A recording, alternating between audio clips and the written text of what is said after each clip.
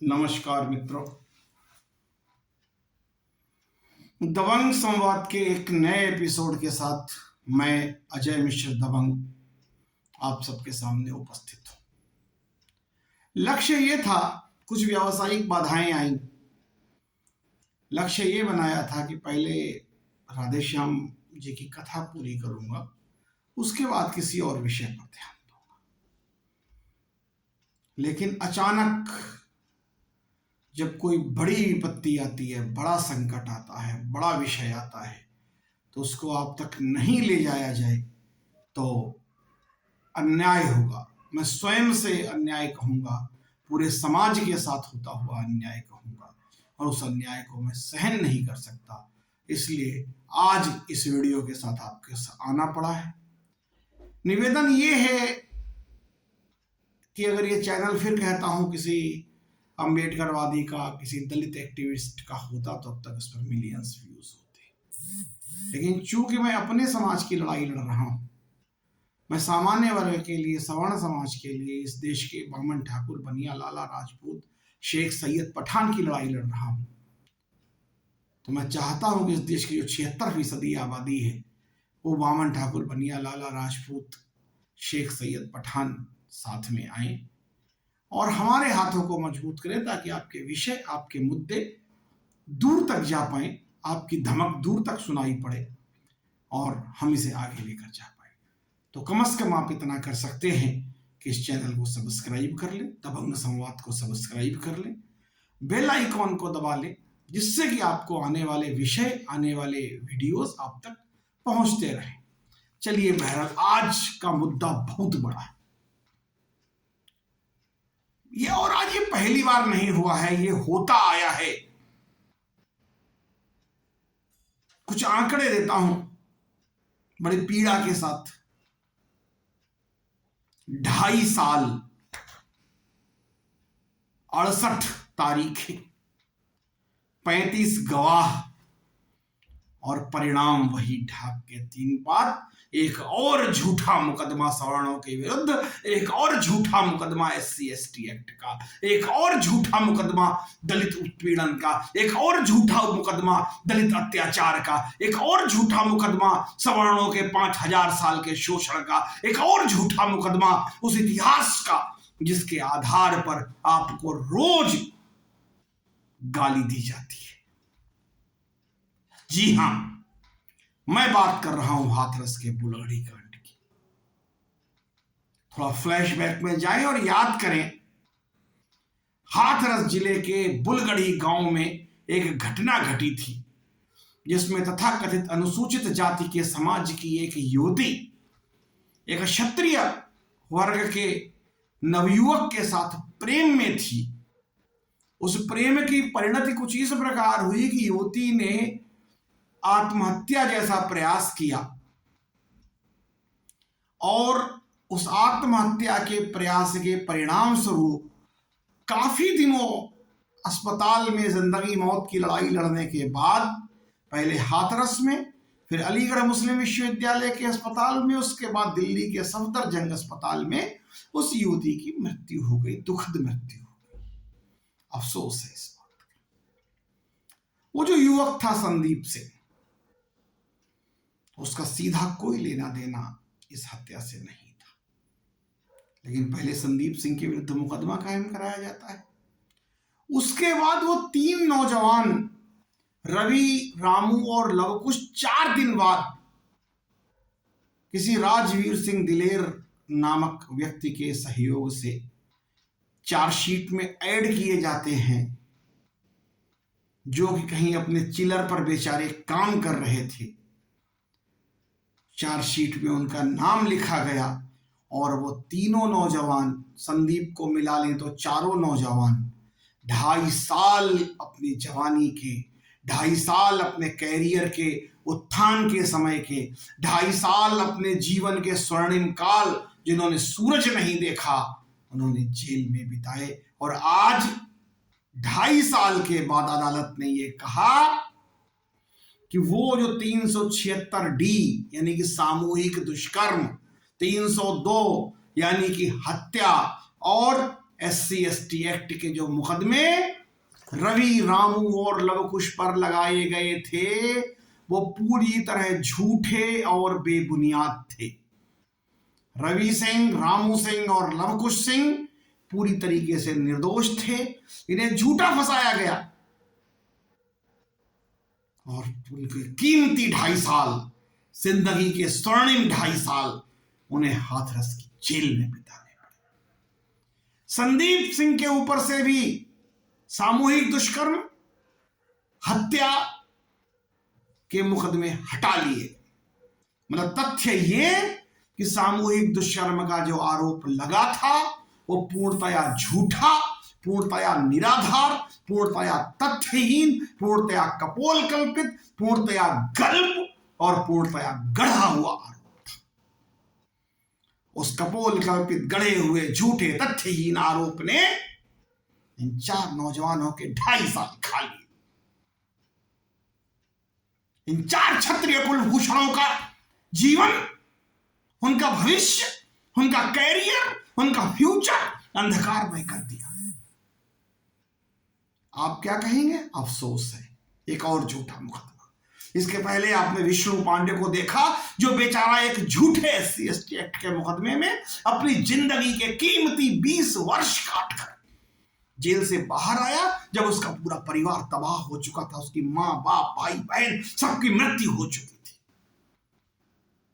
Rowlatt act से बुरा ये काला कानून जिसको हम कहते हैं prevention of atrocities on SC/ST act, आज कहां है वो नेशनल दस्तक वाले? कहां है वो दिलीप मंडल और उनके चमचे? कहां है वो तमाम दलित एक्टिविस्ट? क्यों नहीं सामने आते? वो सीमा कुशवाहा जो चिल्ला चिल्ला कर कह रही थी झूठा मुकदमा लड़ने वाली झूठी वकील, कहां है वो? क्या वो देश से, राष्ट्र से, इन पीड़ित परिवारों के, रवि, रामू, लवकुश के परिवार से क्षमा मांगेंगे?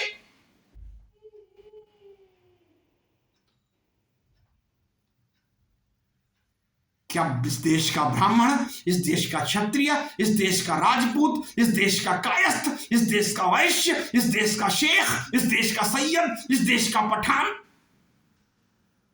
इन झूठे मुकदमों में, इन झूठे आरोपों में जेल जाने के लिए बना है? आप कहते हैं इस देश संविधान से चलता है। जिस संविधान में ऐसी घनघोर जातिवादी व्यवस्थाएं जो लोगों की जिंदगियां बर्बाद करती हो, क्या ऐसे संविधान को बदलने का वक्त नहीं आ गया? क्या जनता जनादेश दे ऐसी सरकार को जो इन काले कानूनों को पलटे? आज किसी का बयान नहीं आया। इस न्यायालय के मेला लगा हुआ था हाथरस में। आप 2.5 साल पहले के फ्लैशबैक में जाएं तो हाथरस के बुलगड़ी में मेला लगा हुआ था। पक्ष, विपक्ष, निष्पक्ष जितने भी तमाम नेता, पलेता, कार्यकर्ता, टीवी एंकर, पत्रकार, छुटभइये, बड़भइये, मिटभइये, जितने भइये थे सारे हाथरस पहुंच रहे थे। आज जब मुकदमा झूठा साबित हो गया है मान्यवर, आज जब केस खारिज कर दिया है अदालत ने, आज जब ठाकुर रवि सिंह, ठाकुर रामू सिंह, ठाकुर लवकुश सिंह और ठाकुर संदीप सिंह के ऊपर से 376D और 302 के मुकदमे हटा लिए गए हैं, ये कह दिया है न्यायालय ने झूठे मुकदमे पाए गए हैं। कहां है वो नेता?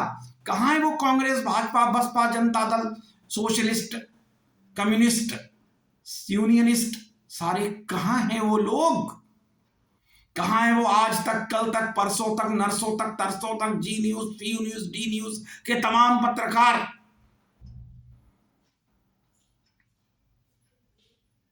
कौन गवाही देगा इसकी गवाही वक्त देगा। इसकी गवाही इन सरकारों को, इन सत्ताधीशों को, इन सत्ता के प्रतिष्ठानों को चुकानी पड़ेगी। ये नौजवान जो हमारे जेल गए हैं, इनकी कुर्बानी बर्बाद नहीं जाएगी।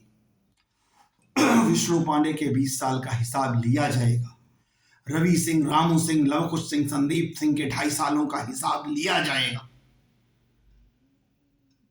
अब आप समाज की शक्ति जानते हैं, पहचानते हैं? यदि नहीं तो पहचान लीजिए मान्यवर। जब तक कि हमारे समाज के ब्राह्मण, ठाकुर, क्षत्रिय, भूमिहार, लाला, कायस्थ, वैश्य, शेख, सैयद, पठानों के बच्चे ऐसे झूठे कानूनों में जेल जाते रहेंगे, तब एक दिन जलजला आएगा, सत्ताधीशों को खा जाएगा। और आज निशब्द हूं, शब्द नहीं है मेरे पास इस पीड़ा को। बेशक वो बच्चे आज 2.5 साल के बाद जेल से बाहर आए, 2.5 साल के बाद उन नौजवानों को अदालत ने रिहा किया है, लेकिन उनके इन 2.5 सालों का हिसाब कौन देगा? कौन करेगा फैसला कि यदि ये बच्चे 2.5 साल अपने घर में रहते, अपने जीवन के प्रति सोचते, अपने कैरियर के प्रति सोचते, अपने फ्यूचर के प्रति सोचते, अपना भविष्य बनाते, तो शायद देश और समाज के लिए क्या कर सकते थे। आपने उनके 2.5 साल जेल में सड़ा कर बर्बाद कर दिए। इस बर्बादी का हिसाब देना पड़ेगा, एक एक को देना पड़ेगा। इसलिए फिर इसी अपील के साथ, अब समय नहीं है, बहुत हिंदू होकर देख लिया, अब सवर्ण होकर देखो। क्या मिला तुम्हें हिंदू होकर देखने से? इन बच्चों के जेल जाना, ये रवि रामू लवकुश के 2.5 सालों की काले जेल की अंधेरी कोठरी में बंद उनके काले 2.5 साल।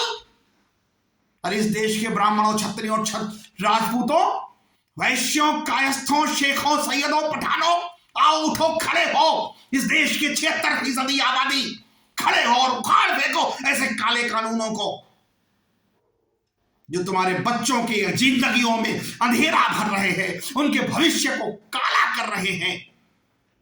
अगर तुम आज नहीं जागे तो उस महारौरव नर्क को भुगतने के लिए तैयार रहो जो इन सत्ताधीशों ने, इन राजनीतिक दलों ने, इन कार्यकर्ताओं ने, इन एक्टिविस्टों ने तुम्हारे जीवन में लिख रखा। ये चेतावनी है मेरी आज। ये आज रवि रामू लवकुश की रिहाई उन बच्चों के ऊपर एहसान नहीं किया, उनके 2.5 साल का हिसाब कौन देगा? हम मांगेंगे हिसाब और हम लेंगे हिसाब।